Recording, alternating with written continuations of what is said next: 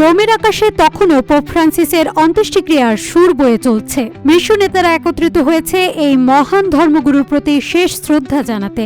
এই শোকাবহ মুহূর্তে বাংলাদেশের অন্তর্বর্তীকালীন সরকারের প্রধান উপদেষ্টা অধ্যাপক ডক্টর মোহাম্মদ ইউনূসের হোটেল কক্ষে এক গুরুত্বপূর্ণ সাক্ষাৎ অনুষ্ঠিত হয়। উরুগুয়ের পররাষ্ট্রমন্ত্রী মারিও লুবেতকিন সেখানে উপস্থিত হন, যা দুই দেশের মধ্যে সহযোগিতার নতুন দিগন্ত উন্মোচনের ইঙ্গিত দেয়। এই সাক্ষাতে অধ্যাপক ইউনূস ও মন্ত্রী লুবেতকিন আমেরিকা ও এশিয়ার মধ্যে সহযোগিতা বৃদ্ধির বিষয়ে আলোচনা করেন। বিশেষ করে তারা সামাজিক ব্যবসা, যুব উন্নয়ন এবং টেকসই ভবিষ্যৎ গঠনের লক্ষ্যে 30 ক্লাব উদ্যোগ নিয়ে মতবিনিময় করেন।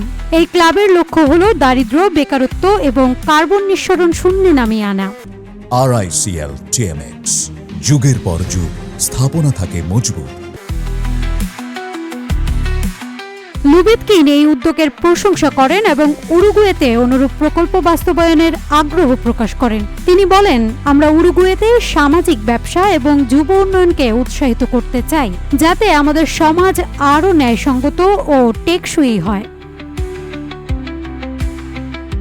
অধ্যাপক ইউনূস বলেন, পোপ ফ্রান্সিসের সঙ্গে আমাদের যৌথ দৃষ্টিভঙ্গি একটি নতুন সভ্যতা গঠনের পথে নিয়ে যাচ্ছে, যেখানে কেউ পিছিয়ে থাকবে না এবং সবাই সমান সুযোগ পাবে। রোমের বৈঠকে উরুগুয়ের অংশগ্রহণের বিষয়ে কয়েকটি নির্দিষ্ট কর্মপরিকল্পনাও প্রাথমিকভাবে আলোচিত হয়। এর মধ্যে রয়েছে উরুগুয়ের সরকারি ও বেসরকারি খাতের প্রতিনিধিদের নিয়ে একটি যৌথ ওয়ার্কশপ আয়োজন, সামাজিক ব্যবসার প্রকল্প বাস্তবায়নে যৌথ উদ্যোগ গঠন, নবায়নযোগ্য জ্বালানি ও কার্বন নিঃসরণ হ্রাসে বিশেষ কর্মসূচি গ্রহণ, তরুণ উদ্যোক্তাদের জন্য বিশেষ প্রশিক্ষণ কর্মসূচি শুরু করা।